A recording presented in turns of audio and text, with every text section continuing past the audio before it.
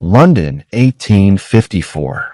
The morning mist still hung over the cobblestone streets like a ghostly veil when Eleanor Ashford awoke with a familiar weight of resignation pressing against her chest. At 34 years old, she had become what Victorian society considered not merely an anomaly, but almost an aberration, a spinster who had long surpassed the appropriate age for marriage.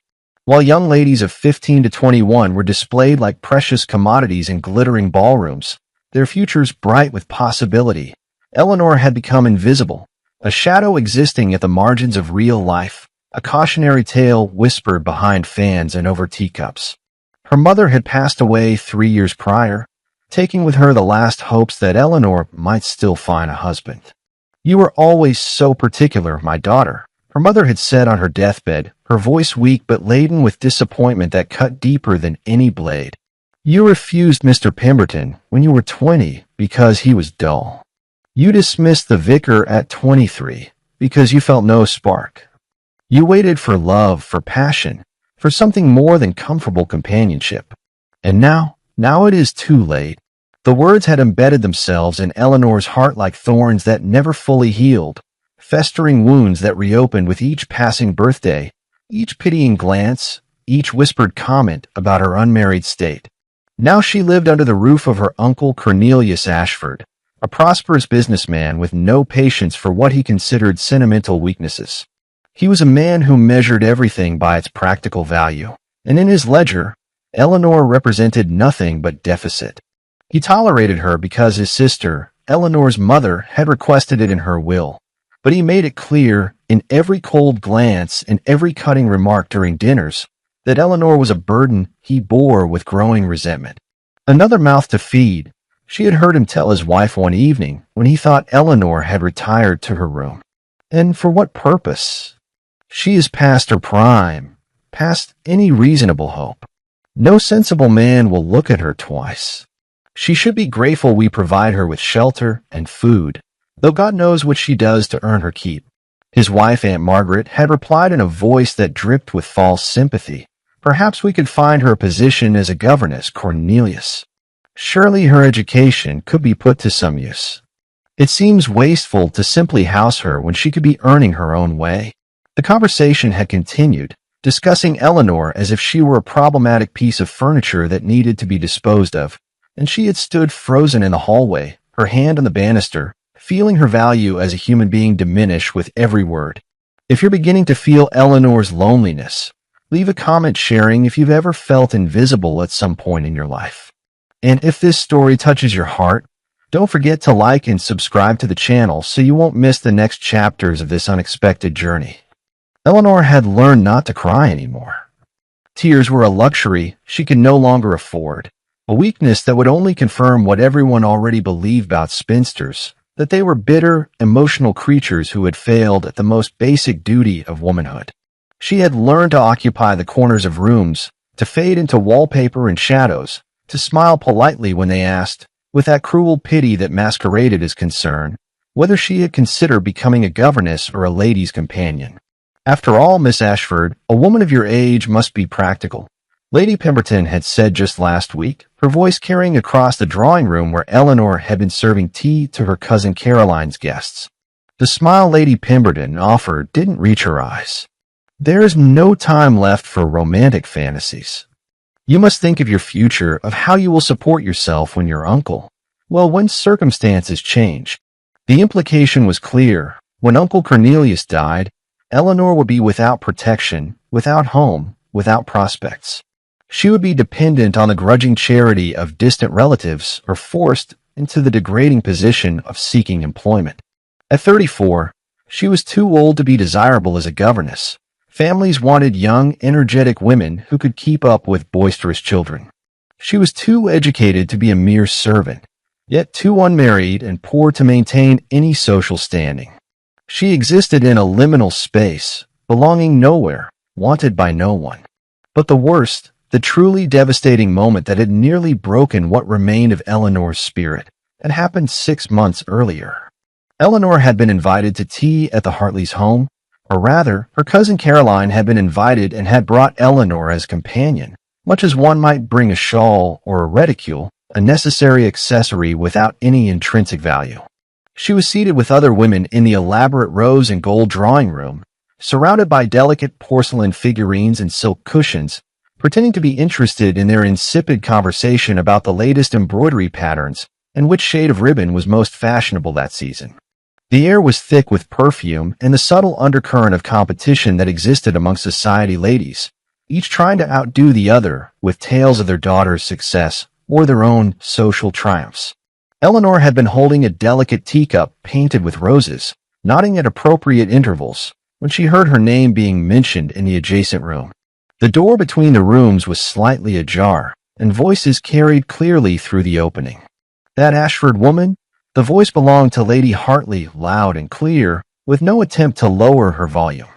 My dear, she is 34 years old. She may call herself Miss, but we all know she is a finished spinster, past any hope of redemption. I saw her uncle trying to introduce her to the Jenkins merchant's son last month. Jenkins, of all people, a man who smells of fish and commerce, and not even he showed the slightest interest. Can you imagine? When even a tradesman's son refuses you, what hope remains? The laughter that followed was like knives piercing Eleanor's chest. She remained motionless, frozen in her chair, the teacup trembling slightly in her hand, creating tiny ripples in the amber liquid. Around her, the other women in the drawing room had fallen silent, their eyes sliding toward her with a mixture of pity and embarrassment, but also with relief. Relief that they were not the subject of such ridicule, that their own daughters were younger, more desirable, more successful. It is sad, truly, another voice added, recognizable as that of Viscountess Whitmore, a woman known for her sharp tongue and even sharper observations. But she can blame no one but herself. She was too demanding when young, too particular about her requirements. I remember when she refused Lord Ashby's nephew a perfectly respectable match because she claimed they had nothing in common. Nothing in common. As if that matters in marriage. Marriage is about duty, about family, about producing heirs. Romance is for novels, not real life. Precisely, Lady Hartley agreed. And now she is paying the price for her foolish romanticism. A woman of 34 years? She is practically in the grave already. Her childbearing years are nearly finished, if not already gone. And even if some desperate soul accepted her, perhaps a widower in need of a nursemaid for his existing children, what kind of wife would she be? The best years of fertility are gone. The doctors all agree that women past 30 face terrible dangers in childbirth. She probably could not even provide an heir without risking her life and the child's. What man would take such a risk? And her appearance, a third voice chimed in, younger and more spiteful. Eleanor recognized it as belonging to Miss Marianne Chester, a girl of barely 19 who had just become engaged to a viscount. She dresses like someone's maiden aunt, all gray and brown, with her hair pulled back so severely. She has given up entirely. At least if she tried to make herself more appealing. But no, she has accepted defeat. One can see it in her eyes. She knows she is unwanted, unnecessary, a burden on her family.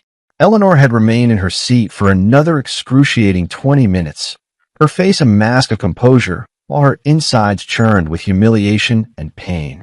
When Caroline finally indicated it was time to leave, Eleanor had risen with careful dignity, thanked Lady Hartley for the tea, meeting her eyes directly so the woman would know Eleanor had heard every word, and walked out with her head high. But that night, alone in her small bedroom in her uncle's house, she had buried her face in her pillow and sobbed until her throat was raw and her eyes swollen. Not because of the cruel words, those she already knew, had already internalized, had whispered to herself in dark moments, but because of the confirmation, the public declaration that no matter who she was inside, her sharp mind that could debate philosophy and politics, her kind heart that felt deeply for others, her soul that still hoped and dreamed and yearned, she had been reduced to a number, 34. And that number condemned her to irrelevance, to invisibility, to a life of dependence and pity. That October morning, 6 months after the Tea Party humiliation, Eleanor dressed with particular care, though she knew it would make little difference.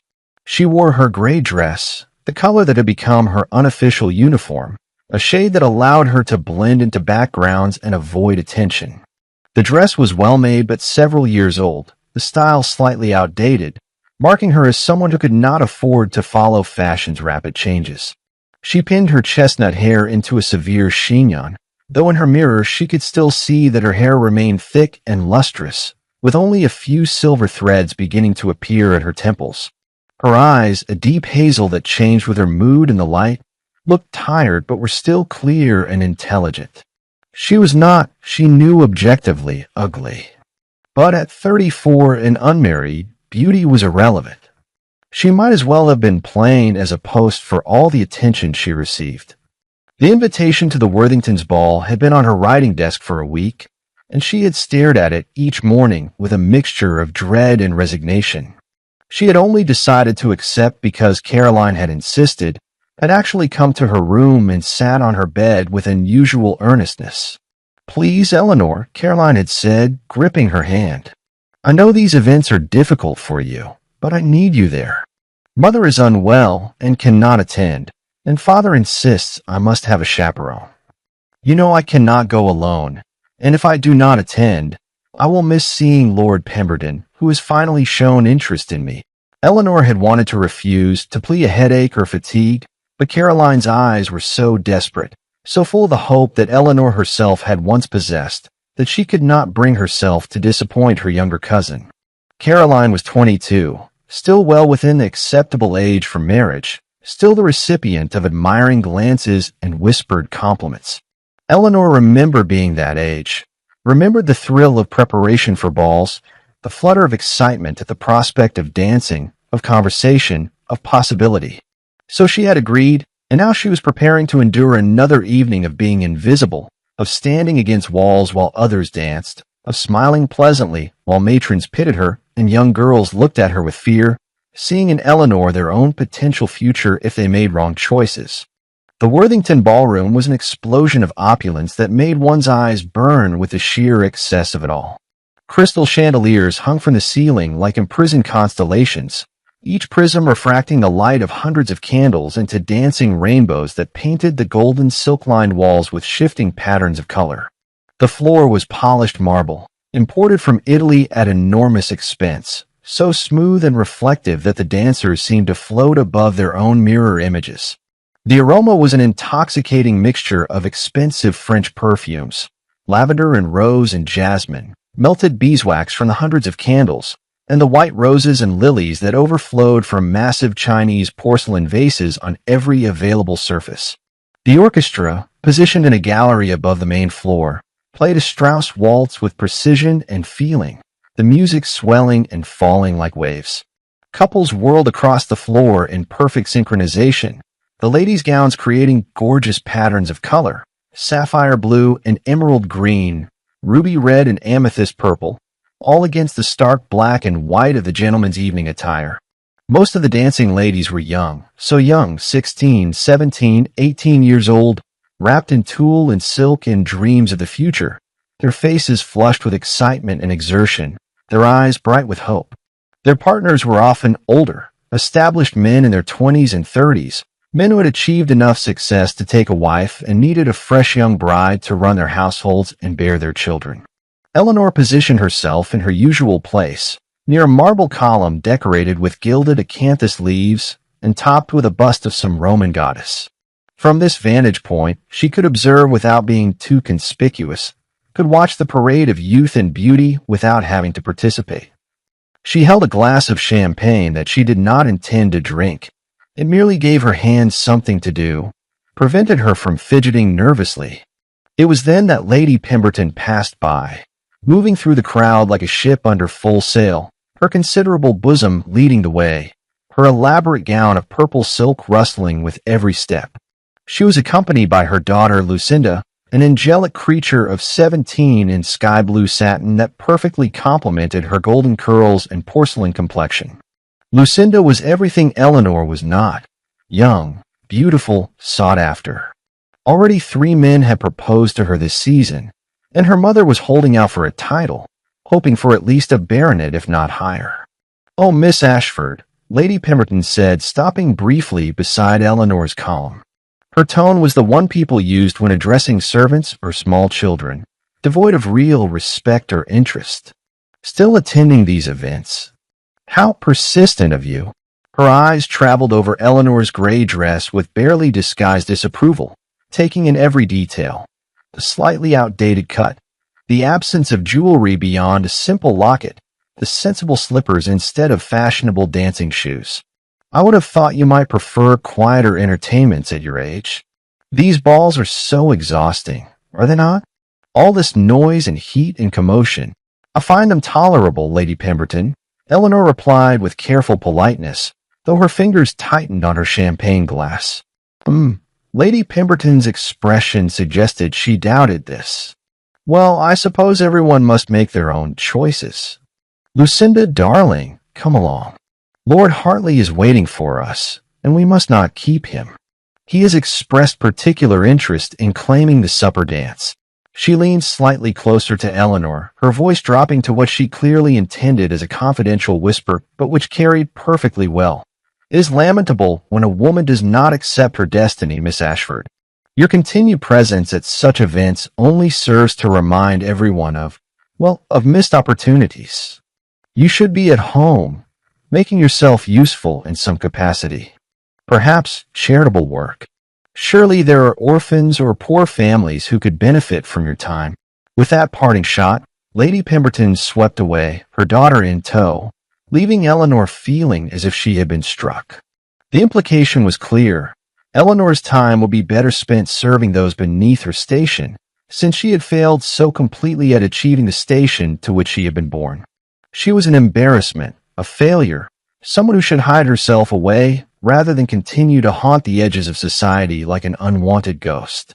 Eleanor maintained her composed expression, but something inside her shrank and withered. She was seriously considering leaving, claiming a headache to Caroline and fleeing back to her uncle's house when the atmosphere in the ballroom suddenly changed. The murmur of conversation altered in pitch and intensity, sweeping through the room like a sudden breeze, making heads turn and conversation cease midway through sentences. The Earl of Ashworth had arrived. The name rippled through the crowd in whispers. Ashworth, the Earl? I cannot believe he came. He never attends these things. It has been years. Eleanor found herself turning with everyone else, her curiosity piqued despite herself. She knew of the Earl of Ashworth, of course. Everyone did. He was one of the most eligible men in England, and one of the most unavailable.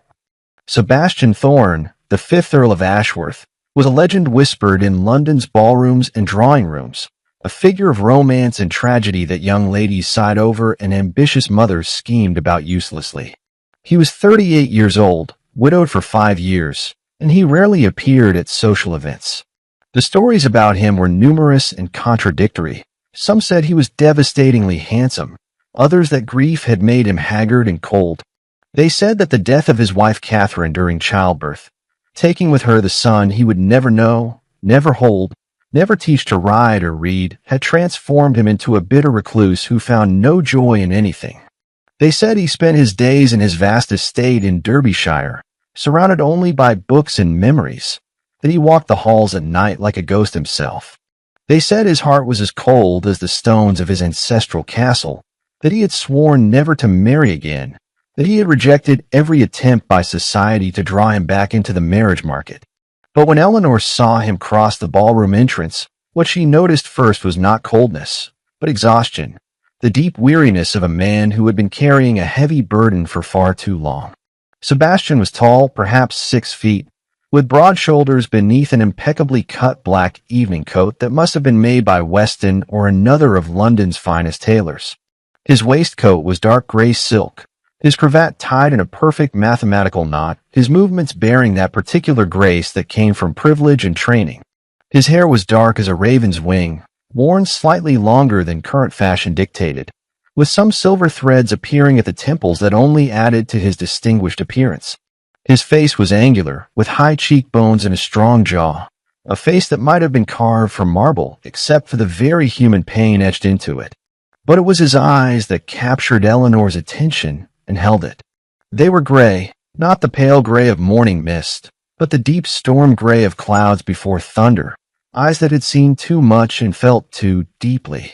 There was in them a pain so ancient and so familiar that Eleanor felt something tremble and recognize itself in her own chest, as if her loneliness had looked across a crowded room and seen its reflection. Sebastian stood at the entrance for a moment, his eyes scanning the crowd without apparent enthusiasm, a man clearly fulfilling an obligation rather than seeking pleasure. Lady Worthington descended upon him immediately, her face alight with triumph at having secured such a prize for her ball. She greeted him effusively, her voice carrying, "Lord Ashworth, what an unexpected honor. We are so delighted, so very delighted that you could join us this evening." Sebastian responded with mechanical courtesy, bowing over her hand, murmuring the appropriate pleasantries, but Eleanor could see that he was not truly present in the interaction. His body was there, performing the expected rituals, but his mind was elsewhere, perhaps in the past, perhaps simply longing to be anywhere but here. Almost immediately, 3 young debutantes approached, their mothers having pushed them forward with calculated determination and whispered encouragement. Each girl made her curtsy, batting her eyelashes, angling for an introduction, a dance, any scrap of attention from the eligible earl. Eleanor watched as Sebastian politely but firmly refused each one, his voice low, but carrying enough for her to hear, "Thank you, but no. I appreciate the offer, but I must decline. Perhaps another time." His face remained pleasant but closed, the door firmly shut against their attempts at entry. After dispatching the third hopeful young lady, a blonde girl who looked barely 16 and seemed on the verge of tears at his rejection, Sebastian began to move around the perimeter of the ballroom, clearly avoiding the center where he would be trapped by more supplicants. Eleanor watched his progress with detached interest, assuming he would work his way around a room, pay his respects to a few key hostesses, and then escape as quickly as propriety allowed. She was therefore shocked when she realized, with growing alarm, that he was heading directly toward her corner, toward her column, toward the very spot where she had positioned herself to remain unnoticed. Surely, he could not be approaching her? Surely, there must be someone else, something else that had caught his attention? But no, his gray eyes were fixed on her with an intensity that made her heart begin to race in a way it had not raced in years. Eleanor felt suddenly, acutely conscious of her gray dress, her severe hairstyle, her utter lack of jewels or adornment. She wanted to disappear, to melt into the wallpaper, but there was nowhere to go. "Forgive my intrusion," Sebastian said when he reached her, and his voice was surprisingly soft, with a deep, resonant tone that seemed to vibrate in the air between them, intimate despite the crowd surrounding them. "But you seem to me the only person in this entire ballroom who understands that events like this can be simultaneously magnificent and utterly suffocating." Eleanor blinked, certain he must be addressing someone else, that this could not possibly be happening. But no, those gray eyes were fixed directly on hers, waiting for her response. She noticed that up close, his face was lined with fine creases around his eyes and mouth, marks of laughter long abandoned, or perhaps of grief that had carved itself into his very features. "Yes, my lord," she managed to reply, her voice coming out steadier than she had expected. "It is like being inside a jewelry box, dazzling to behold, but not designed for breathing." Something flickered in his eyes, surprise, perhaps, or appreciation. A genuine smile touched his lips, small but unmistakably real, transforming his face from austere to almost warm. "Exactly," he said, and there was relief in his voice, as if he had been searching for someone who understood and had finally found them. "That is precisely it. I have been trying for years to articulate why these events exhaust me so, and you have captured it perfectly in one sentence." He extended his hand in a gesture that was somehow both formal and intimate. "Sebastian Thorne, Earl of Ashworth, though at this moment I would much prefer to be simply Sebastian, a man seeking interesting conversation rather than bearing a title that makes everyone approach me with agendas and schemes." Eleanor hesitated only a moment before placing her hand in his, feeling even through their gloves the warmth and solidity of his grip. "Eleanor Ashford," she replied, making a small curtsy, "although I am simply Miss Ashford, with no title at all to burden me." And she added with an honesty that surprised her, that seemed pulled from her by the directness in his gaze, I am well past the age when people notice me at these events, which grants me a certain freedom to observe rather than participate. Something shifted in Sebastian's expression, a recognition, an understanding, perhaps an identification with her words. Past the age, he repeated thoughtfully. And what age might that be, if I may ask? 34, Eleanor said, lifting her chin slightly, bracing herself for the usual reaction. The slight withdrawal, the cooling of interest, the polite excuse to move away to younger, more promising prospects. But Sebastian did not withdraw. Instead, he moved slightly closer, lowering his voice so that only she could hear. Then we are two of a kind, Miss Ashford. I too have become invisible in these ballrooms, though for different reasons. I am the ghost at the feast, present but not truly participating, observed but not truly seen. People look at me and see either my title or my tragedy, but rarely the man himself. Eleanor felt her breath catch in her throat. In all her years of attending these events, of being overlooked and dismissed, no one had ever spoken to her with such immediate honesty, such vulnerability. Yes, she whispered. Yes, exactly. They see my age, my unmarried state, and that is all I become. The cautionary tale. The failure. The warning to young girls about being too particular. And were you? Sebastian asked, his gray eyes intent on her face. Too particular. Eleanor considered the question seriously, grateful that he seemed to genuinely want to know, rather than merely making conversation. I suppose I was, she admitted. I wanted more than mere suitability. I wanted understanding, connection, that spark of recognition when you meet someone and feel that you could talk to them for hours and never run out of things to say. I wanted love, Mr. Thorne, Lord Ashworth, and society says that is foolish. That love is a luxury women like me cannot afford. Please call me Sebastian, he said quietly. And I do not think wanting love is foolish. I think it is perhaps the only thing that is not foolish in this entire elaborate charade we call society. He paused, his eyes darkening with memory. I married once without it, you see. For duty, for family expectation, for all the reasons society deems appropriate. And I can tell you from experience that a marriage without love, without genuine connection, is a very lonely thing indeed. They talked. First there, by the column, then slowly walking around the perimeter of the ballroom, Eleanor's hand resting lightly on Sebastian's offered arm, completely oblivious to the shocked stares and scandalized whispers that followed in their wake like a gathering storm. The Earl of Ashworth, who had refused countless young debutantes, who had not shown interest in any woman since his wife's death 5 years prior, was conversing animatedly with Eleanor Ashford, the spinster, the failure, the invisible woman. They talked about books. Sebastian had recently read Dickens' Bleak House and found it both brilliant and devastating in its social commentary. Eleanor confessed she had wept over it, moved by the portrayal of those society had forgotten. They discussed philosophy. Sebastian admitted to being fascinated by the German philosophers, though he found Kant's categorical imperatives somewhat inflexible. Eleanor surprised herself by arguing that moral absolutes might be necessary precisely because humans were so prone to self-justification. They spoke of travel. Sebastian had spent 2 years on the continent after Cambridge, and his eyes lit up as he described standing in the Sistine Chapel, overwhelmed by the beauty Michelangelo had created. Eleanor confessed she had never left England, had never been farther than Kent, but she devoured travel narratives and could describe places she had never seen.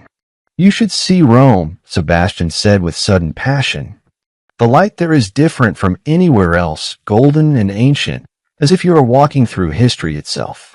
And the art, the architecture, every corner you turn reveals something breathtaking. Perhaps I shall never see it, Eleanor replied with a sadness she tried to hide. Women in my position rarely travel, rarely do anything of consequence. We exist on the margins, grateful for the small spaces we are allowed to occupy. Sebastian stopped walking, turning to face her fully. They had reached the set of French doors that opened onto the terrace, where the October night gleamed cold and clear beyond the glass. That, he said firmly, is patently unjust. You have one of the most interesting minds I have encountered in years, Miss Ashford, Eleanor. The way you think, the connections you make between ideas, you should be traveling, studying, debating in universities if they would allow it.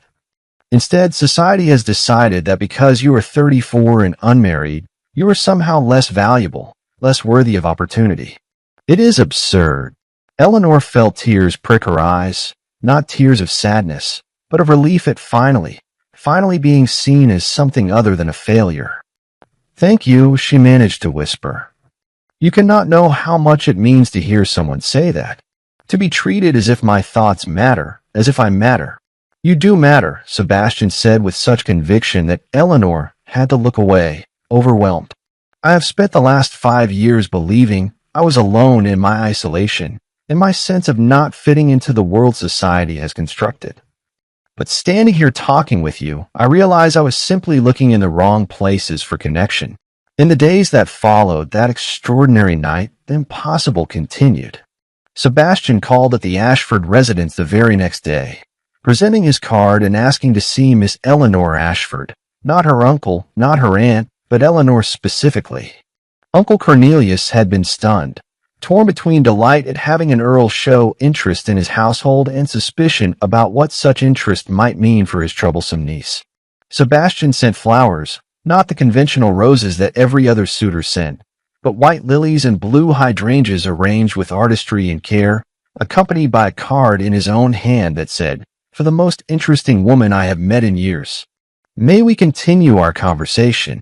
When Eleanor held that card, running her fingers over the strong, clear handwriting, she felt something she had thought long dead begin to stir in her chest. Hope. He invited her for a carriage ride through Hyde Park, where they continued their discussion of philosophy and literature while the autumn leaves fell around them like colored rain. Then came an invitation to visit the Royal Academy, where they spent 3 hours examining paintings, Sebastian deferring to Eleanor's interpretations with genuine interest rather than the false courtesy men often showed women's opinions. After that, tea at Fortnum and Mason, where they laughed over the ridiculous hats on the ladies at the next table and shared confidences about their childhoods. Is spent in the vast loneliness of Ashworth Hall, hers in the slightly shabby gentility of her father's modest estate before his death. London society watched in growing astonishment and scandal. The Earl was courting the spinster. The whispers grew louder, the speculation more intense. What could he possibly see in her? Was it some strange whim, some rebellion against expectation? Was he perhaps mentally unwell? Still deranged by grief? Surely it could not last. Surely he would come to his senses and turn his attention to someone appropriate, young, beautiful, fertile. It was after 3 weeks of this courtship that the other shoe dropped. That reality intruded on Eleanor's growing happiness with brutal force. Eleanor, her uncle Cornelius, confronted her after Sebastian's latest visit. They were in the library, a dark, oppressive room that smelled of cigar smoke and old leather, filled with books her uncle had purchased by the yard for appearance but never actually read. The late afternoon light struggling through the heavy curtains cast everything in shades of brown and gray. "I do not know what game you are playing with the Earl, but I suggest you cease immediately before you embarrass this family further." Eleanor, who had been reaching for a book, turned slowly to face him. "I am playing no game, Uncle. Lord Ashworth has requested my company, and I have accepted his invitations. There is nothing improper in that. We are always chaperoned, always in public spaces. Improper?" Uncle Cornelius's laugh was harsh and mocking. "You think propriety is the issue here? Eleanor, you are 34 years old. He is an earl, one of the wealthiest and most prominent men in England. He needs a wife who can give him heirs, manage his estates, represent his name in society. He needs someone young, someone of appropriate breeding and beauty. And you," he gestured at her dismissively, "are a woman past her prime, with no fortune, no connections of consequence, and no future. You are deluding yourself catastrophically if you think this is anything more than momentary entertainment for him. Perhaps he is bored. Perhaps he enjoys shocking society. Perhaps it is some twisted form of charity." Each word struck like a lash, But Eleanor forced herself to stand straight, to maintain her dignity. Perhaps, she said, her voice colder than she knew it could be, he simply appreciates my company. Perhaps he values conversation, intelligence, genuine connection over the superficial requirements society dictates. Conversation. Her uncle spat the word as if it were something obscene. Men do not marry for conversation, girl. They marry to produce legitimate heirs, to form political alliances, to increase their wealth and influence. Everything else is window dressing. And you, my dear niece, have nothing to offer in that calculation. You are too old to reliably bear children. The doctors all agree that women past 30 are at severe risk in childbirth. You have no money beyond what I reluctantly provide. You have no family connections that could benefit him. And let us be frank, you are not beautiful enough to compensate for these deficiencies. Eleanor felt each word land, felt them confirm her deepest fears, the insecurities she tried so hard to silence. He has continued to seek my company, she insisted, but her voice had lost its certainty. He has been attentive, considerate. For now.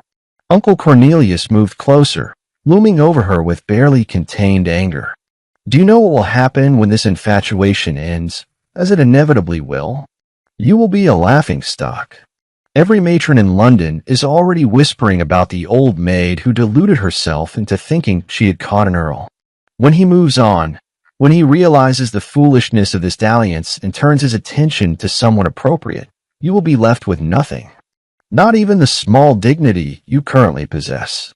You will be the cautionary tale they tell to frighten young girls.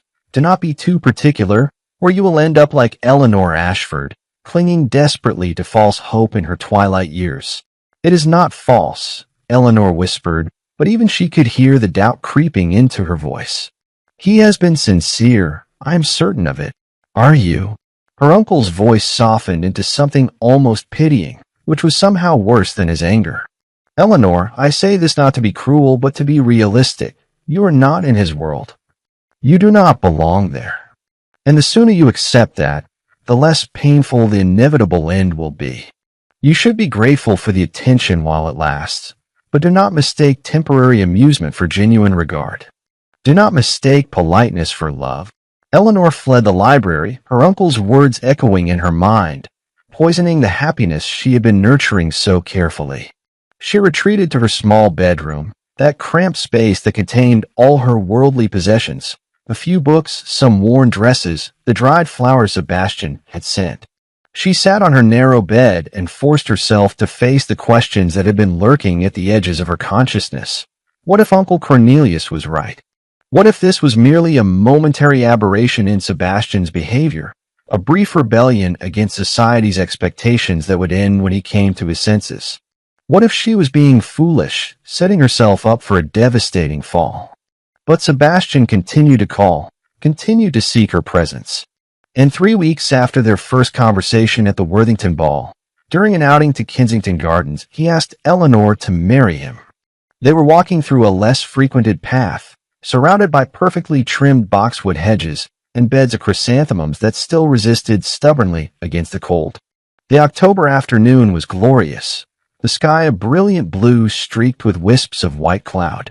The air had that sharp, clean quality that comes just before winter, carrying the scent of earth and fallen leaves and the distant smoke of coal fires being lit in preparation for evening. Eleanor had brought a shawl of soft wool over her dress of green muslin, a dress that Caroline had insisted she borrow, saying the color brought out the gold in her hazel eyes. The gardens were relatively quiet on this weekday afternoon. A few nursemaids pushed perambulators along distant paths. An elderly gentleman sat on a bench feeding crumbs to pigeons, but otherwise they had this corner of the park to themselves. The leaves were at the peak of their autumn glory, crimson and gold and amber, creating a canopy of fire above their heads. Some had already fallen, carpeting the gravel path with a rustling tapestry of color that crunched softly beneath their feet. They had been discussing Mary Shelley's Frankenstein. Eleanor had just reread it and was fascinated by its exploration of creation and responsibility. Sebastian was arguing that Victor Frankenstein's greatest sin was not creating the monster, but abandoning it, refusing to take responsibility for what he had brought into the world. Eleanor was countering that the monster's subsequent murders could not be entirely blamed on his creator, that at some point individual responsibility must matter. But what is responsibility without the capacity to choose? Sebastian was saying, his voice animated, his hand gesturing as he made his point. The creature was brought into the world without his consent, with no guidance, no education about how to navigate society. Is it any wonder he stopped abruptly, his hands stilling in mid-gesture. They had reached a small clearing where a fountain stood, its water turned off for the season, surrounded by a circle of stone benches. The late afternoon light filtered through the trees, creating patterns of gold and shadow on the ground. Sebastian turned to face Eleanor fully, taking both her hands in his. His gray eyes were intense, filled with an emotion that made Eleanor's breath catch in her throat. "Eleanor," he said, and there was a tremor in his voice that she had never heard before. "Forgive me, but I cannot continue this conversation. I cannot continue pretending that I asked you to walk with me today, merely to discuss literature. I have been trying to find the right moment, the right words, but I am discovering that there are no right words for what I need to say. There is only truth." Eleanor's heart began to pound so hard she was certain he must be able to hear it. "Sebastian," she whispered, almost afraid of what might come next. He took a deep breath, his hands tightening on hers. "I have spent the last 5 years existing rather than living. After Catherine died, after I lost my son, I convinced myself that I was done with feeling, done with hoping, done with the possibility of happiness. I performed my duties, managed my estates, fulfilled my obligations to my tenants and my title, but inside I was hollow. A shell going through the motions of life without actually participating in it." He paused, and Eleanor saw the pain in his eyes, old pain that had carved deep channels in his soul. "Then I met you," he continued, his voice gaining strength. "That night at the Worthingtons' ball, when I saw you standing there in your gray dress, looking as lonely and displaced as I felt, something in me recognized something in you. And when we spoke, when we truly conversed about ideas and feelings and the absurdities of the world we inhabit, Eleanor, it was like waking up after years of sleep, like remembering what it felt like to be fully alive." Tears began to slide down Eleanor's cheeks, but she made no move to wipe them away.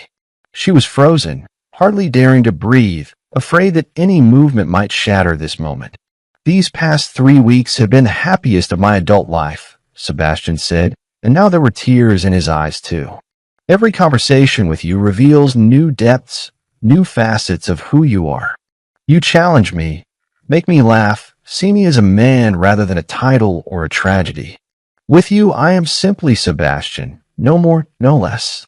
And I have fallen so deeply in love with you that I cannot imagine a future in which you are not beside me." He released one of her hands to reach into his coat pocket, withdrawing a small velvet box. When he opened it, Eleanor gasped. Inside was a ring, an emerald surrounded by small diamonds, the green stone glowing with inner fire even in the dappled shade of the trees. "This was my grandmother's ring," Sebastian explained softly. "Not Catherine's. I want you to understand that. Catherine wore the Ashworth rubies, as is tradition for the Countess. But this ring belonged to my grandmother Lillian, who married my grandfather when she was 33 years old after refusing a dozen suitors in her youth. She waited for love, Eleanor, just as you did. And she and my grandfather had 42 years of marriage that everyone who knew them described as extraordinarily happy. She lived to be 75, and when she died, my grandfather wept as if he had lost her that very day, though they had been married 4 decades. He knelt then, there on the leaf-strewn path, heedless of the damp ground or the possibility of being observed. "Eleanor Ashford," he said, his voice steady now, filled with certainty, "would you do me the extraordinary honor of becoming my wife? Of allowing me to spend whatever years remain to us proving that you are always worthy of being loved? That it was never too late for you. You were simply waiting for the right moment, the right person?" Eleanor could barely see him through her tears. Every fear, every doubt, every cruel word that had been spoken about her age and her unmarried state rose up in her mind. She thought of Uncle Cornelius's warnings, of Lady Victoria's future objections that would surely come, of society's judgment. But louder than all of those voices was the truth she could see in Sebastian's eyes, could hear in his voice. He meant every word. This was not pity or amusement or rebellion. This was love, real and deep and transformative. Yes, she whispered, and then louder, with more conviction. Yes, Sebastian, yes. I will marry you. The smile that transformed his face was like sunrise, like spring after endless winter. He stood quickly, removing the ring from its box and sliding it onto her finger. It fit perfectly, the emerald catching the light and sending green sparks dancing.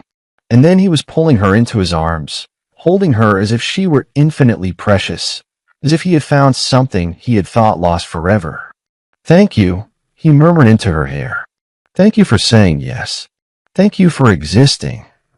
Thank you for waiting. They stood there for a long moment, wrapped in each other's arms, surrounded by the glory of autumn, while the world continued around them. Nursemaids with their charges, the old man with his pigeons, the leaves falling like slow rain. Eleanor felt something fundamental shift inside her, like a door long locked finally swinging open.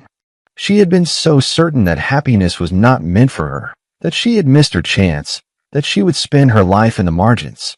But here, in Sebastian's arms, she understood that her life had not been a series of mistakes leading to loneliness. It had been a journey leading to this moment, to this man, to this love. When they finally separated, both wiping their eyes and laughing a bit self-consciously, Sebastian said, "We should return to your uncle's house and inform him officially. Though I suspect he will have opinions about this development. He will likely try to talk you out of it," Eleanor warned, though she said it lightly, still floating on the euphoria of the moment. "Then he will fail," Sebastian replied firmly. "Eleanor, you need to understand something. My family will likely oppose this match. My sister Victoria especially. She has very fixed ideas about what is appropriate, about what age a countess should be, about producing heirs and maintaining family dignity. But their opinions do not matter to me. What matters is you and I, and the life we will build together." Eleanor nodded, trying to prepare herself mentally for the battles ahead. But nothing could have prepared her for the viciousness of what was to come. The response was immediate and brutal. 2 days after Eleanor accepted Sebastian's proposal, 2 days during which she walked around in a haze of happiness, staring at the emerald on her finger and hardly believing her fortune, she received a summons to the Thorne family property in Mayfair. The note was formal, cold, requesting her presence that afternoon to discuss matters of mutual concern. It was not signed by Sebastian. Eleanor dressed with care, choosing her best dress, a deep blue that Caroline had given her, saying it no longer fit. She arranged her hair carefully, trying to look dignified and appropriate for the family she was about to join. But her hands trembled as she pinned the last curl in place, and her reflection in the mirror showed eyes wide with apprehension. The Thorne townhouse in Mayfair was magnificent, a 4-story Georgian building in pristine white stone, with a black iron fence and window boxes that even in October held late-blooming flowers. A liveried footman answered her knock and led her through a marble-floored entrance hall decorated with classical statuary and enormous Chinese vases, up a curved staircase with an ornate brass balustrade, and into a drawing room on the first floor. The room was decorated in shades of Prussian blue and silver, with silk wallpaper and Louis XIV furniture that looked beautiful and supremely uncomfortable. Portraits lined the walls, generations of Thornes staring down with aristocratic hauteur.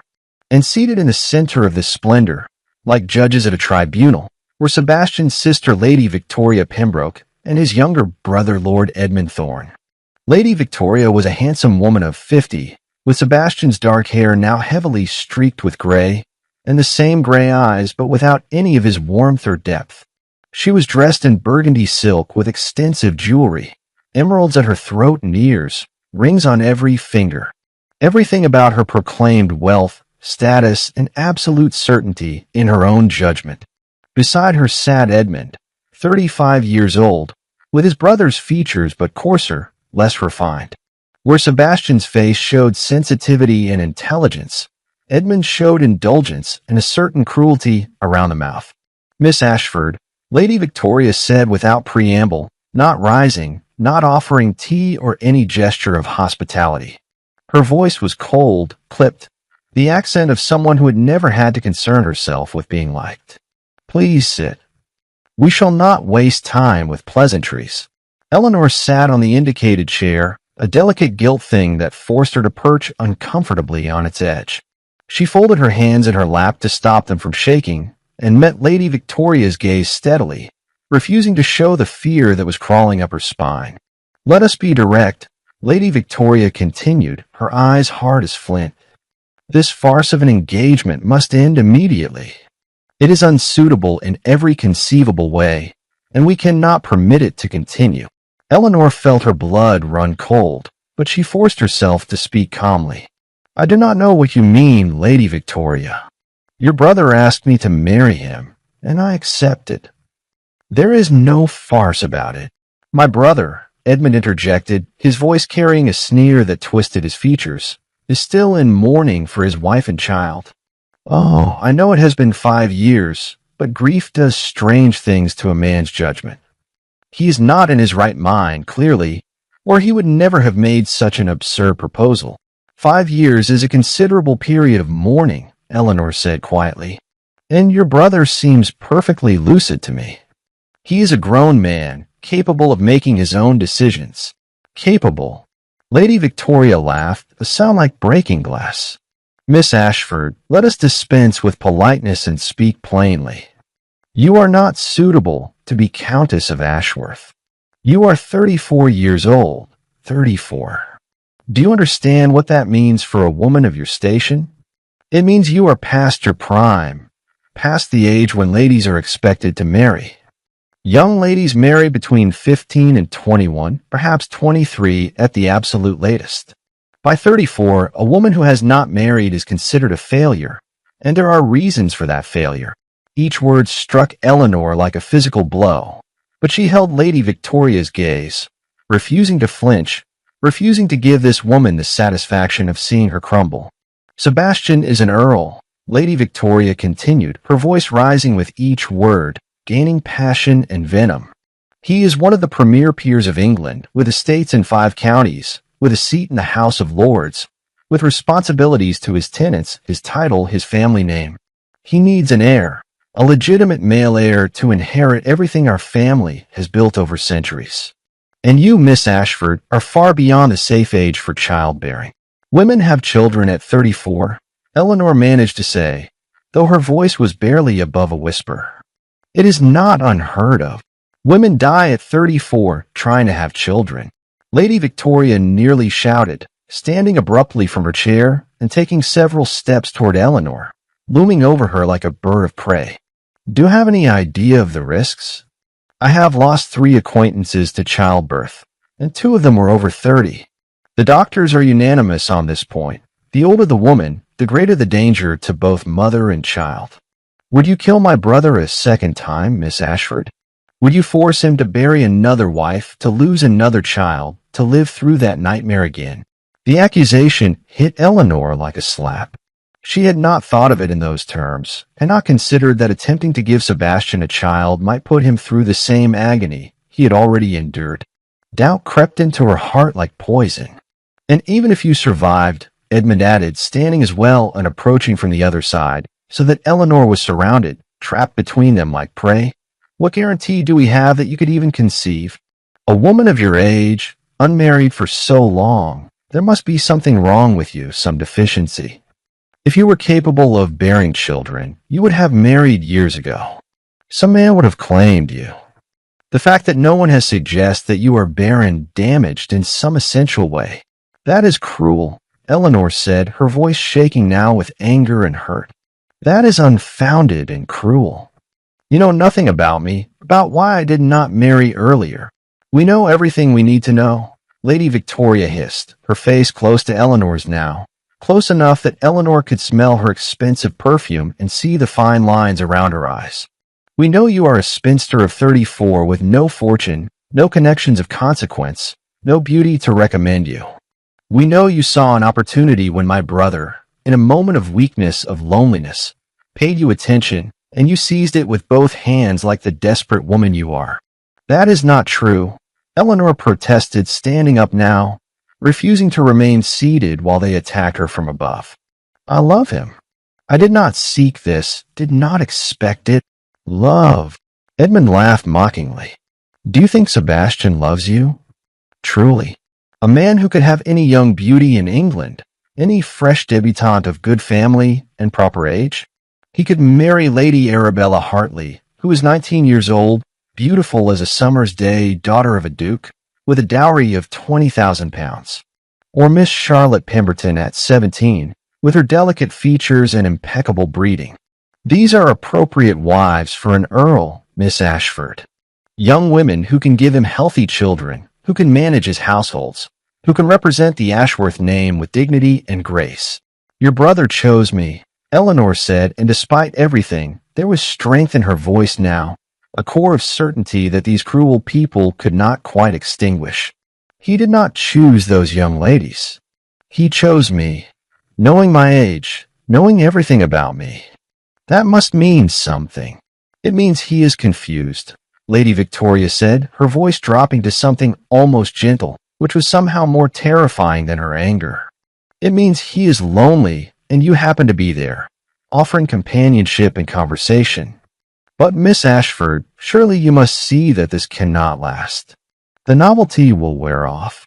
He will wake up one morning and look at you, really look at you, and see what everyone else sees, a woman past her prime, unsuitable in every way. And then what? You will be cast aside, humiliated, with nowhere to go and no prospects. You will be a laughingstock, the pathetic spinster who briefly deluded herself into thinking she had captured an earl.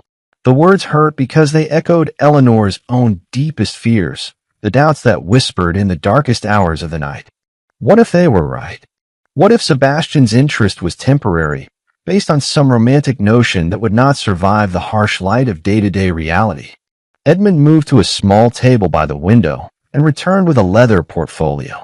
We are not unreasonable people, Miss Ashford, he said, his voice taking on a smooth, almost kind quality that was worse than his earlier contempt. We understand your situation.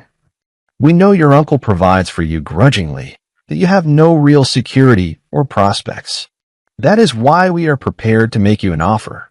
He opened the portfolio, revealing papers covered in neat legal script.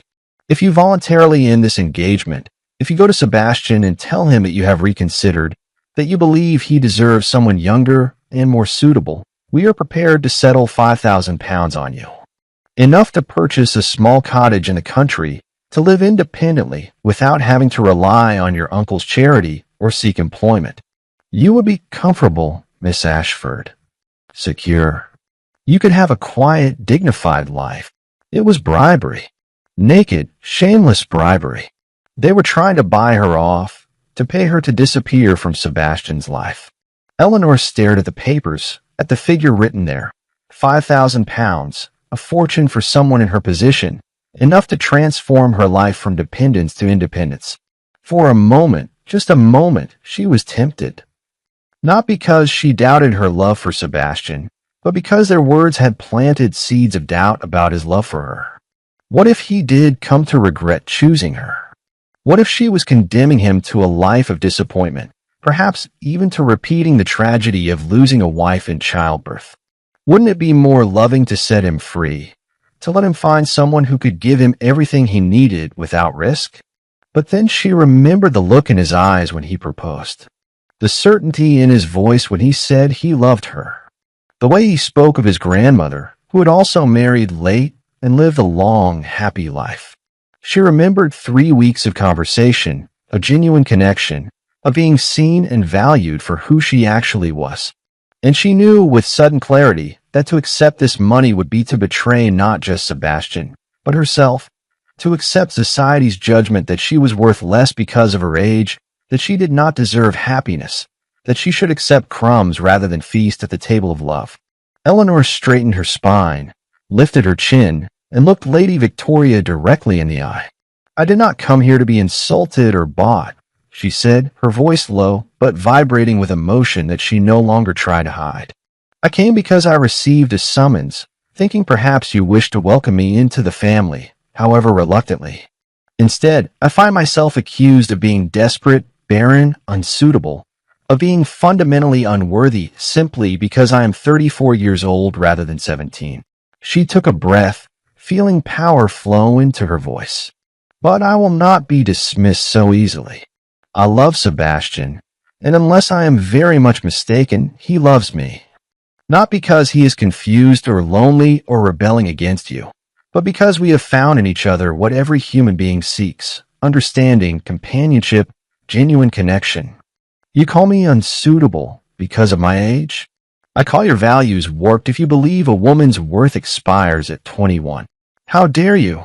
Lady Victoria breathed, her face flushing with anger. You insolent! I am not finished, Eleanor interrupted, surprising herself with her own courage. You warned me that I might not survive childbirth, that I might kill your brother with grief if I try to give him an heir.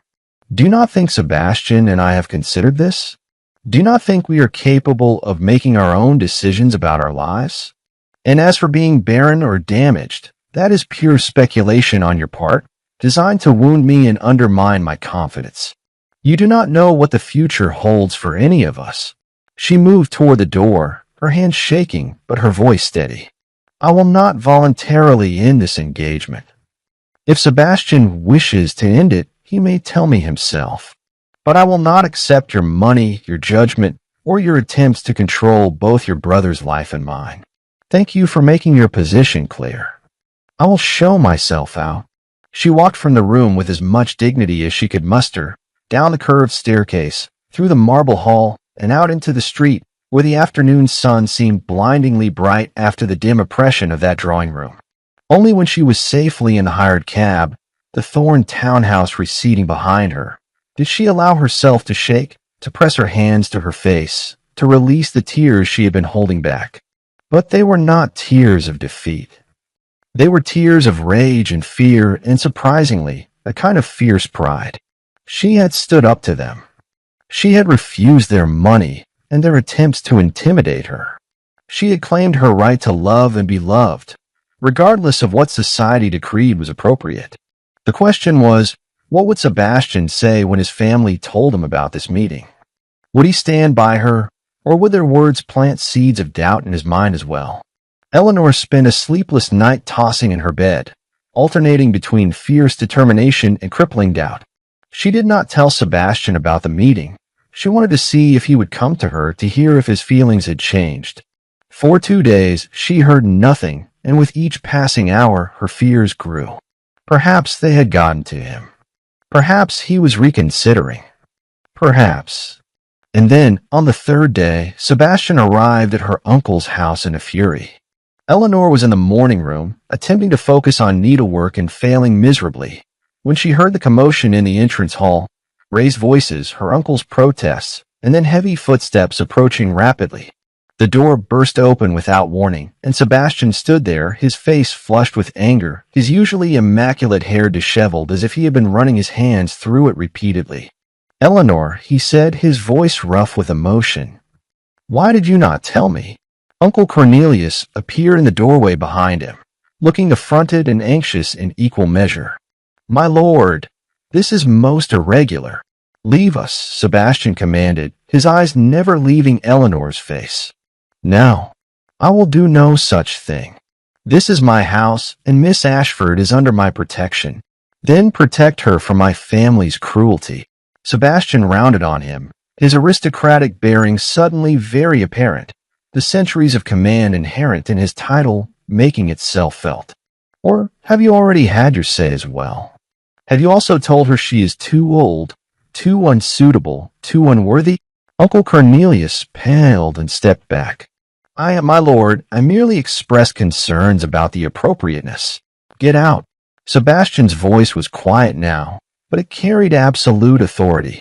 Uncle Cornelius left, pulling the door closed behind him, though Eleanor suspected he would linger in the hallway attempting to eavesdrop. Sebastian crossed the room in 3 strides and took Eleanor's hands, pulling her to her feet. Victoria told me about your meeting.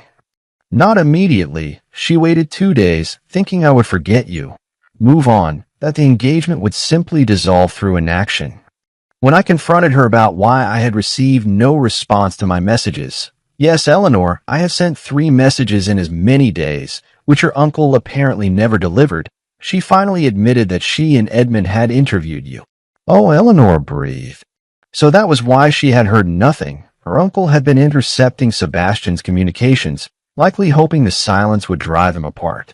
"She told me what they said to you," Sebastian continued, his voice tight with fury. "Every cruel accusation, every insult. She thought I would approve, Eleanor. She thought I would thank her for protecting me from making a terrible mistake." He laughed bitterly. She was genuinely shocked when I told her she was no longer welcome in any of my homes, that she had overstepped so egregiously that I wanted nothing to do with her. "Sebastian, no," Eleanor protested. "She is your sister. You cannot cut her off because of me. Because of you?" He cupped her face in his hands, forcing her to look at him. "Eleanor, she attacked you. She tried to bribe you to leave me. She called you barren and desperate and unsuitable. She reduced you to your age as if that single number defines your entire worth as a human being. And you think I should forgive that? You think I should allow anyone, family or otherwise, to treat you that way?" Tears spilled down Eleanor's cheeks. "But what if she is right?" The words burst out before she could stop them, all the fears of the past 3 days pouring forth. "Sebastian, I am 34. The risks of childbirth are real. What if I cannot give you an heir? What if I die trying, and you have to go through that horror again? What if?" He silenced her with a kiss, fierce and desperate, and full of everything he could not put into words. When he finally pulled back, they were both breathing hard, both with tears on their faces. "Listen to me," Sebastian said, his hands still framing her face, his thumbs wiping away her tears. "Listen well, Eleanor Ashford, because I will only say this once, and then I never want to hear you doubt it again. I have had a young wife. Catherine was 18 when we married, the perfect age according to society, young and healthy and fertile. And do you know what we had together? Nothing. Pleasant superficiality. Polite conversations about nothing of consequence. She was afraid of me, I think, or perhaps simply had no interest in knowing me beyond my title and what I could provide. We lived as polite strangers, sharing a house but never truly connecting." He paused, his gray eyes intense on hers. "When she died in childbirth, I grieved. But Eleanor, if I am honest, and I am trying to be completely honest with you now, I grieve more for the child I lost, for the son I never got to hold, than for Catherine herself. How terrible is that? I mourned the woman I was married to, but I mourned more the loss of possibility, the loss of what might have been if we had ever truly known each other. And that grief, that guilt over not having loved her as she deserved, nearly destroyed me." Sebastian took a shaky breath. "For 5 years, I have been dead inside, going through the motions of life without truly living. And then I met you. You, with your sharp mind and your hidden depths, and your refusal to accept platitudes or easy answers. You who challenge me and make me think and make me feel things I thought I would never feel again. With you, Eleanor, I am finally alive. I am finally myself, not the title or the tragic figure or the duty-bound peer. Just Sebastian, man who has found the woman he wants to spend his life with. But I cannot guarantee you an heir," Eleanor whispered. "I cannot guarantee I would survive trying." "Then we will not try," Sebastian said simply.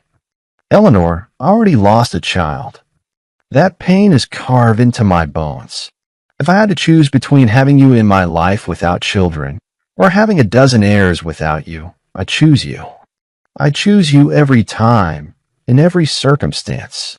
My cousin Henry can inherit if I die without an heir. The title will survive.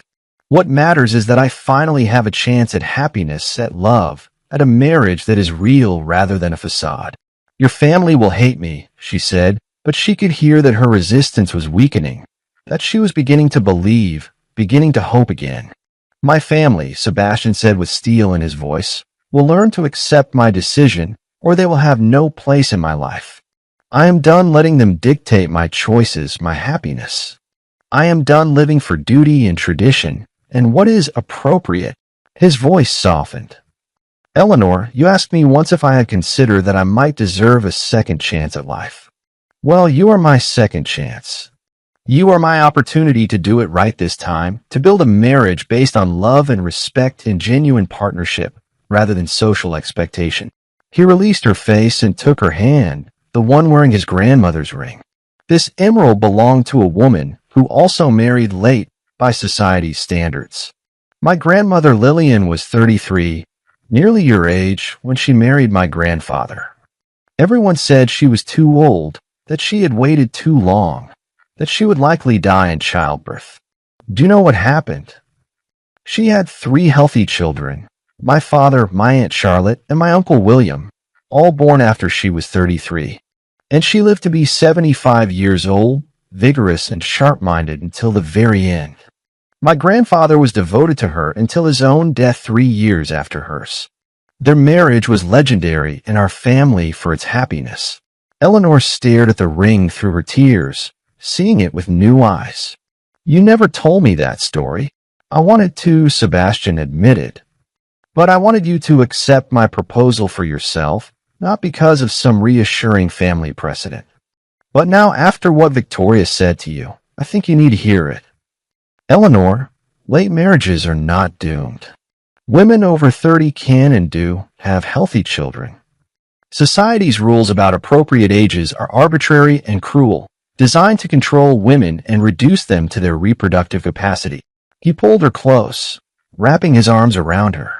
"I'm not asking you to guarantee me anything. Not children, not conformity to social expectations, not perfection. I'm asking you to be my wife, my partner, my love. To build a life with me based on who we actually are rather than who society says we should be. That is all I want. That is all I have ever wanted since the moment we started talking at that ball." Eleanor buried her face in his chest, breathing in the scent of him, sandalwood and leather and something uniquely Sebastian.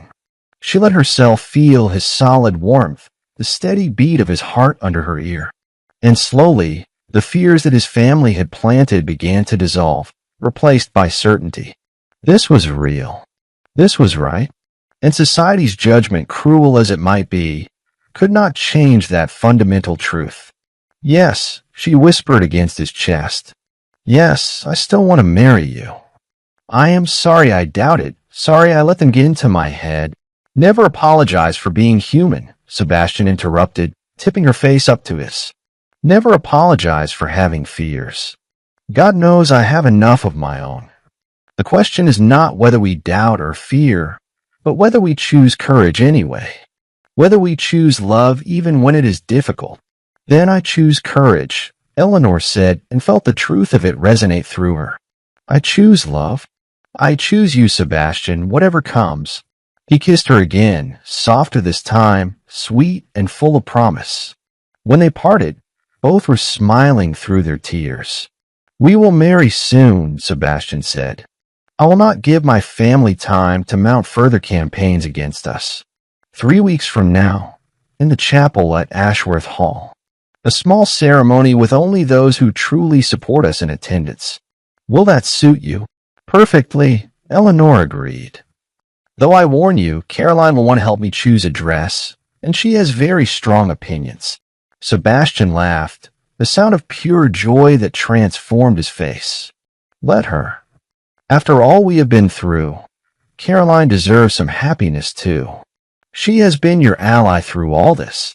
She has," Eleanor confirmed. "She was furious when Uncle Cornelius tried to prevent your messages from reaching me. I think she may have threatened him with public scandal if he interfered again." "I like her already," Sebastian declared. "She will be most welcome at the wedding." The next 3 weeks passed in a blur of preparation and gathering storms. Lady Victoria refused to attend the wedding, as did Edmund and several other family members who saw the match as beneath the dignity of the Ashworth name. But surprisingly, there were allies too. The Duchess of Somerset, who had sent Eleanor that encouraging letter earlier, announced publicly that she would attend and that anyone who had a problem with a match could take it up with her directly. Coming from a duchess known for her sharp tongue and even sharper social influence, this was powerful support. Caroline threw herself into wedding preparations with enthusiasm, insisting that Eleanor deserved a beautiful dress regardless of her age. They chose silk in a deep cream color, not the virginal white of young brides, but something rich and sophisticated that suited Eleanor perfectly. The dress was made with a fitted bodice and flowing skirts, elegant lace at the collar and cuffs, and pearl buttons down the back. When Eleanor tried it on for the final fitting, she barely recognized herself. She looked, she thought with wonder, like a woman who was loved, happy and confident and beautiful in a way that had nothing to do with youth. On the morning of the wedding, Eleanor woke early in the guest room of Ashworth Hall, where she had arrived the day before. The estate was magnificent, a great house of gray stone set in rolling parkland, with formal gardens and a deer park and a small stream that wound through the grounds. Her room overlooked the gardens, and she stood at the window watching the November sunrise paint everything in shades of gold and rose, her heart full of emotions she could hardly name. This was her wedding day. After 34 years of being told she was too old, too particular, too unmarriageable, she was getting married. And not out of desperation or compromise, but for love. Real, genuine, transformative love. Caroline arrived to help her dress, her face glowing with excitement. "Oh, Eleanor," she breathed as she helped fasten the pearl buttons. "You look absolutely radiant. I knew this color would be perfect for you." When Eleanor was finally ready, she looked at herself in the full-length mirror and felt tears prick her eyes. The woman looking back at her was not young. There were fine lines around her eyes, and her figure was that of a mature woman rather than a girl. But she was beautiful in a way that transcended youth. She looked like someone who had lived, who had suffered and survived, who had waited for the right love rather than settling for convenience. Her hazel eyes shone with happiness, her skin glowed with health and contentment, and her smile was radiant. "You are a bride," Caroline said softly, squeezing her hand. Finally, you are getting everything you deserve." The chapel at Ashworth Hall was small and intimate, built of the same gray stone as the main house, with beautiful stained glass windows that cast pools of colored light on the stone floor. It could hold perhaps 50 people, and even that would be crowded. Today, there were perhaps 20 in attendance, the Duchess of Somerset in a place of honor, Caroline, and a few loyal friends, some of Sebastian's tenants who had insisted on attending, and Sebastian's elderly uncle George, who had ignored his daughter Victoria's protests and come to support his nephew. But Eleanor barely noticed who was there and who was not. From the moment she entered the chapel and saw Sebastian standing at the altar, everything else faded away. He wore formal black, stark and elegant, and his face when he turned to watch her approach was a study in wonder and love. His gray eyes shone with unshed tears, and his smile was so full of joy that it took her breath away. Eleanor walked down the aisle alone. Uncle Cornelius had refused to give her away, saying he would not participate in such a foolish match. But Eleanor did not need him. She walked on her own feet, making her own choice, claiming her own happiness. And when she reached Sebastian and took his offered hand, she felt more powerful and complete than she had ever felt in her life.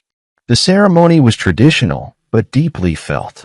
The Reverend, an elderly man who had known Sebastian since childhood, spoke about the true meaning of marriage, not as a social contract or a breeding arrangement, but as a union of souls, a commitment to love and cherish through whatever life might bring. When the time came for vows, Sebastian spoke as clearly and firmly, his eyes never leaving Eleanor's face. "I, Sebastian William Thorne, take thee, Eleanor Rose Ashford, to be my wedded wife, to have and to hold from this day forward, for better for worse, for richer for poorer, in sickness and in health, to love and to cherish, till death us do part." Eleanor's voice trembled slightly as she repeated her vows, but it was not from doubt. It was from the overwhelming emotion of the moment. "I, Eleanor Rose Ashford, take thee, Sebastian William Thorne, to be my wedded husband, to have and to hold from this day forward, for better for worse, for richer for poorer, in sickness and in health, to love and to cherish, till death us do part." When the Reverend pronounced them man and wife, and Sebastian kissed her, Eleanor felt as if her heart would burst with happiness. The small congregation applauded, and the Duchess of Somerset called out, "Well done, my dears. Show them all how it is done." The wedding breakfast was held in the great dining room of Ashworth Hall, a magnificent space with oak paneling and portraits of generations of thorns looking down from the walls. The meal was excellent, the champagne flowed freely, and the conversation was warm and genuine. These were not the ambitious, judgmental people who populated London's ballrooms. These were genuine well-wishers who were happy to see Sebastian finding love again. Uncle George, who looked remarkably like an older version of Sebastian, stood to make a toast. "I remember Sebastian as a boy," he said, his voice carrying despite his age. "Serious, sensitive, always thinking too deeply about everything. And I remember how he changed after Catherine died, how the light went out of him, how he became a ghost in his own life." He paused, looking at Sebastian and Eleanor with warmth. "But today, I see my nephew alive again. I see him happy, genuinely happy, in a way I have not seen since he was a child. And that, my friends, is what marriage should do. It should bring light and life, not duty and obligation. Eleanor, welcome to our family. You have given us back our Sebastian, and for that, we are eternally grateful." Eleanor had to wipe tears from her eyes as the guests applauded. She looked at Sebastian and saw that he too was moved, his hand gripping hers tightly under the table. After the breakfast, there was dancing in the ballroom, nothing like the grand balls of London, but intimate and joyful. Sebastian led Eleanor in the first waltz, holding her close as they moved across the floor. "How does it feel, Lady Ashworth?" he murmured in her ear. "To finally be a countess." Eleanor laughed, feeling lighter than air. "Truthfully, the title means nothing compared to being your wife. I would have married you if you were a penniless clerk, Sebastian. You must know that." "I do know that," he replied, pulling her closer. "That is one of the many reasons I love you. You see me, not my title or my estates. Just Sebastian." "Just Sebastian," Eleanor agreed, "is quite enough for me."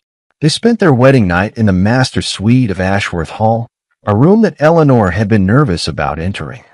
This had been Sebastian's room with Catherine, and she had worried about feeling like an interloper, a poor substitute.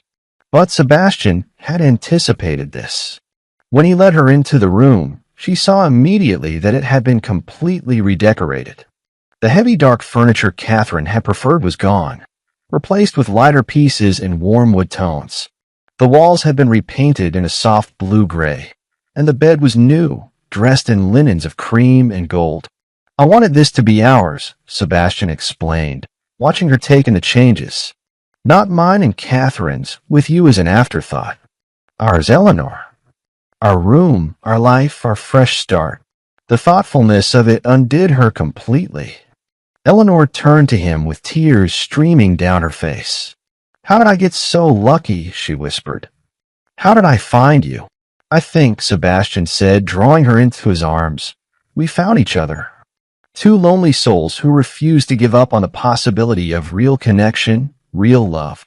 He kissed her forehead, her cheeks, her lips. "And now we have the rest of our lives to build something beautiful together." Their wedding night was tender and passionate, a discovery of each other that was made sweeter by the long wait, by the depth of emotion between them. Eleanor had feared that her inexperience would be awkward, that at 34 she would somehow be inadequate. But Sebastian was patient and gentle, guiding her with love and care, and she found that intimacy between two people who truly loved each other was nothing like the clinical description she had read or the fearful whispers she had heard. It was connection in its purest form, not just physical, but emotional and spiritual as well. Afterward, they lay together in the darkness, Eleanor's head on Sebastian's chest, listening to the steady beat of his heart. "I want you to know," he said softly, his fingers trailing through her hair, "that I meant what I said about children. If you never want to try, if you are afraid of the risks, I will never pressure you. What we have right now, just the two of us, it is enough. It is more than enough." Eleanor was quiet for a long moment, thinking. Then she said, I am afraid of the risks. I would be lying if I said otherwise. But Sebastian, I find that I am more afraid of living my life based on fear, based on what might go wrong rather than what might go right. Your grandmother had 3 healthy children after 33. Other women have succeeded where others failed. And I think I would like to try. Not immediately, but someday. If it happens, wonderful. If it does not, we will still have each other. Sebastian's arms tightened around her. If you are certain, I am, Eleanor said with more confidence than she felt. I am certain that I want to live fully, not cautiously. I am certain that I want to build a complete life with you, whatever that might look like. Then we shall try, Sebastian agreed. But on our own timeline, in our own way. Not because society demands heirs, but because we want to create a family together. The months that followed were the happiest of Eleanor's life. She and Sebastian settled into Ashworth Hall, and Eleanor threw herself into learning to manage the great estate. She met with the housekeeper, Mrs. Davies, and won her over with genuine interest in the workings of the household. She visited the tenants, bringing medicine and food to those in need, listening to their concerns and working with Sebastian to address problems with housing and agricultural practices. She organized a school for the tenant children, arguing passionately with Sebastian about the importance of education for all classes until he laughingly agreed and provided the funding. London society watched their marriage with varying degrees of skepticism, waiting for it to fall apart, for Sebastian to realize his mistake. But as months passed and the Earl and Countess of Ashworth appeared genuinely happy, attending select social events together, always clearly devoted to each other, the whispers began to change. Some of the sharper-tongued matrons still sneered, but others began to whisper different questions. What if they had been wrong about appropriate ages for marriage? What if Eleanor Ashford, Eleanor Thorne now, was actually a perfect match for the Earl? What if love mattered more than youth? Lady Victoria remained estranged, but Uncle George became a frequent visitor, delighting in his nephew's happiness. Caroline married Lord Pemberton in the spring, and Eleanor stood as her matron of honor, the 2 cousins closer than ever. The Duchess of Somerset became a dear friend, often writing to Eleanor with sardonic observations about society and encouragement to continue defying expectations. The question of children remained uncertain for a while. Then, 18 months after their wedding, Eleanor realized she had missed her courses. She waited another month to be sure before telling Sebastian, afraid to get his hopes up only to be disappointed. When she finally did tell him, on a soft June evening as they walked through Ashworth's rose garden, Sebastian actually fell to his knees, pressing his face against her still flat stomach, overcome with emotion. "Are you certain?" he asked, his voice muffled against her dress. "As certain as I can be," Eleanor replied, running her fingers through his hair. "Sebastian, I am terrified. What if something goes wrong? What if—" He stood quickly, pulling her into his arms. "Then we will face it together. But Eleanor, let us not borrow trouble from the future. Let us simply be grateful for this moment, for this possibility. Whatever comes, we face it together." The pregnancy was carefully monitored. Sebastian hired the best physicians in London, insisting on regular examinations despite Eleanor's embarrassment at so much attention. She was, after all, 36 years old, well beyond what was considered safe by conventional wisdom. But she was also healthy, strong from years of walking and active living, and the physicians, while cautious, were cautiously optimistic. As her body changed, as her belly swelled with new life, Eleanor experienced a complex mixture of fear and wonder.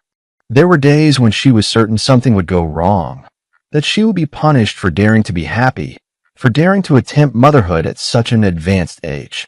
But there were also moments of pure joy, feeling the baby move for the first time, seeing Sebastian's face light up when he felt the kicks, preparing a nursery together in colors of soft yellow and green.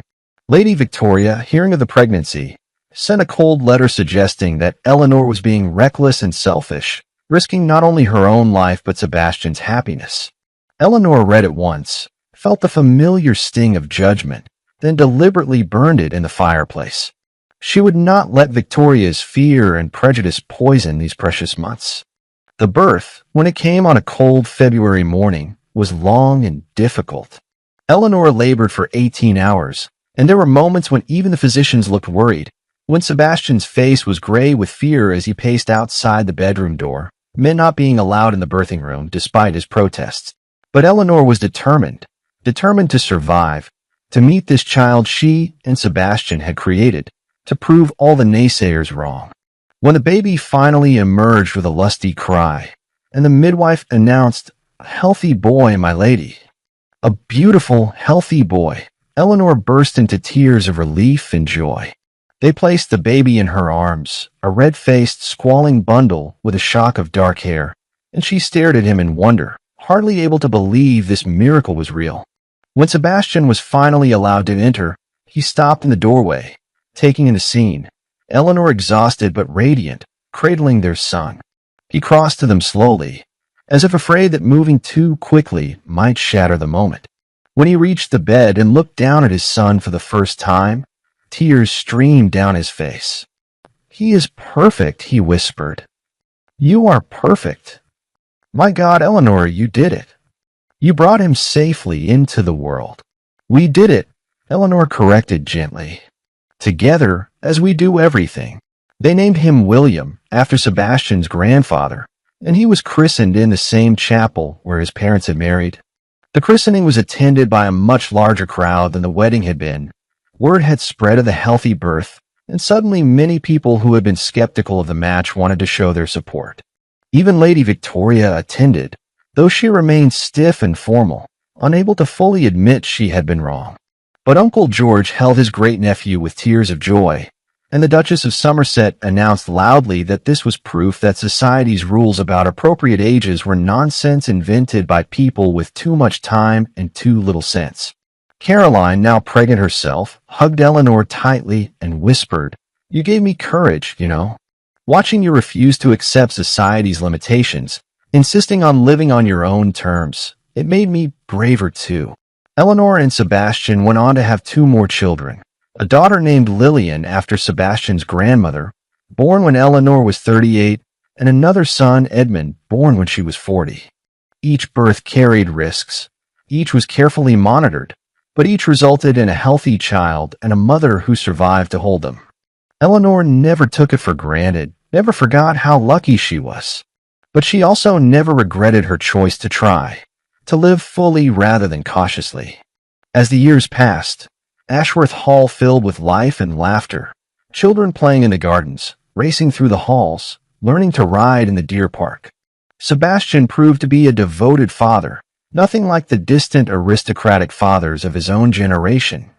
He read to his children, played with them, answered their endless questions with patience and interest. And Eleanor found that motherhood at a mature age brought unexpected gifts. She had patience and wisdom that her younger self would have lacked, a deep appreciation for every moment that came from having waited so long and overcome so much to achieve it. One evening, when William was 8, Lillian 6, and Edmund 4, Eleanor stood in the nursery doorway watching Sebastian tell them a bedtime story. His hair was grayer now, and there were more lines on his face, but his eyes still held that warmth and love that had first drawn her to him. The children were entranced, leaning against him, their faces wrapped with attention. Later, after the children were asleep, Sebastian found Eleanor in the library, her favorite retreat in the evenings. She was curled in a chair by the fire, a book in her lap, but her mind clearly elsewhere. "What are you thinking about, my love?" he asked, settling into the chair beside her. Eleanor smiled, reaching for his hand. "I was thinking about that first night at the Worthington Ball. When you crossed that crowded room and spoke to me, choosing me out of all the young, beautiful women there. Do you remember?" "I remember everything," Sebastian replied, bringing her hand to his lips. "I remember thinking that you looked like the only real person in a room full of pretty dolls. I remember the intelligence in your eyes, the way you understood exactly what I meant about feeling suffocated. I remember realizing, even in that first conversation, that I had found something precious and rare. Society said I was too old," Eleanor murmured.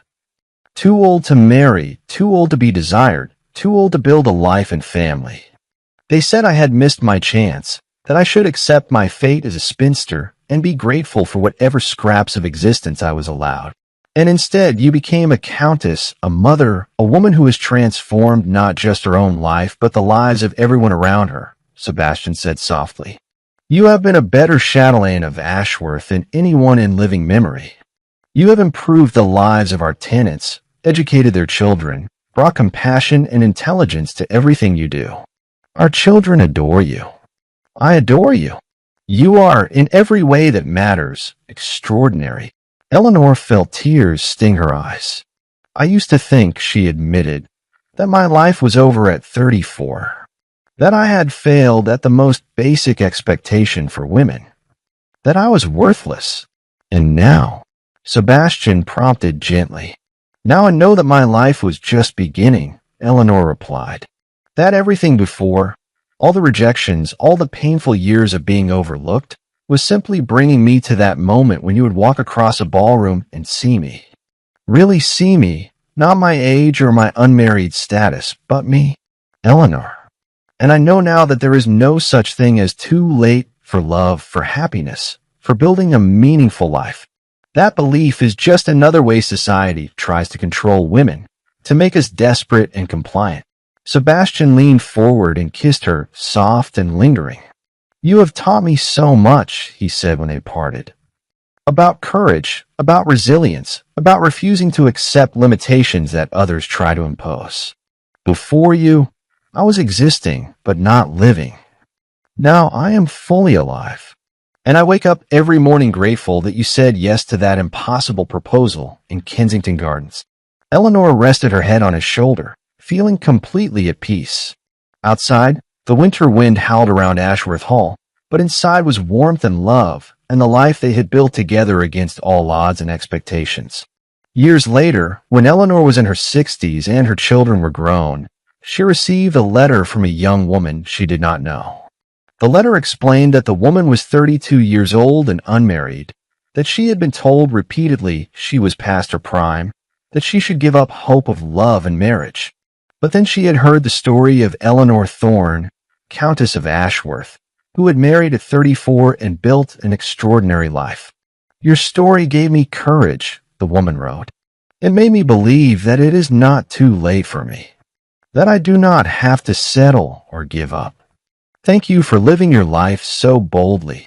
Eleanor showed the letter to Sebastian, now in his 70s but still vigorous, still devoted. Look, she said softly. We changed more than just our own lives. Sebastian read the letter with a smile. Of course we did. How could we not? You showed the world that society's rules are arbitrary, that love and happiness do not have expiration dates. You became the proof that women are not diminished by age but enriched by it. Eleanor carefully folded the letter and placed it in her writing desk. She would reply to the young woman, would encourage her to hold fast to her standards, to wait for love rather than settling for convenience. She would tell her story, not to boast, but to offer hope. Because that, she had learned, was the greatest gift of her unconventional love story. Not just her own happiness, but the inspiration it provided to others who had been told they were too old, too particular, too late. Every woman who heard her story and decided to wait for real love rather than accepting what society dictated. Every person who chose courage over fear, hope over resignation. Eleanor stood at the window of Ashworth Hall, looking out over the estate that had become her home, the gardens she had redesigned, the village whose school bore her name. She thought about the girl she had been at 20, hopeful but unwilling to settle. The woman she had been at 34, resigned to loneliness, believing her life was over before it had truly begun. And the woman she was now in her 60s, fulfilled, loved, surrounded by children and grandchildren, having lived a life richer and more meaningful than any fantasy of her youth. It was never too late, she whispered to her reflection in the window glass. It was always exactly the right time. Behind her, Sebastian approached and wrapped his arms around her waist, his chin resting on her shoulder as they looked out together at the deepening twilight. No words were necessary. After decades together, they had long since learned to communicate in the comfortable silence of complete understanding. The story of Eleanor and Sebastian became legend in their county and beyond, not as a scandal or a cautionary tale, but as a romance for the ages. The Earl and the woman they had called too old, who had defied expectations and society's cruel judgments to build a love that lasted a lifetime.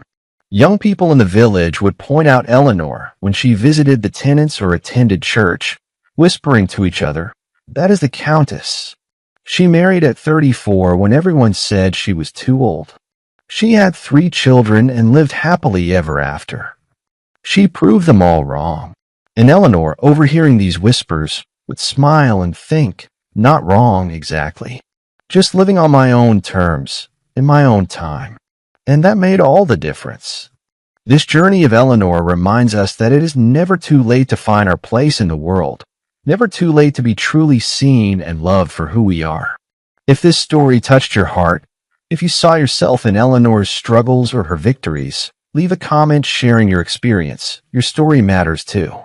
Give that like so more people can find this message of hope in a world that too often tells us we have missed our chance.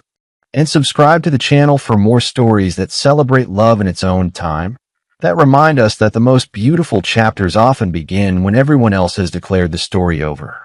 Because each of us, no matter our age, deserves a story where we are the protagonist, not the footnote. Until the next story, remember, you are never too old for new beginnings. The best is yet to come.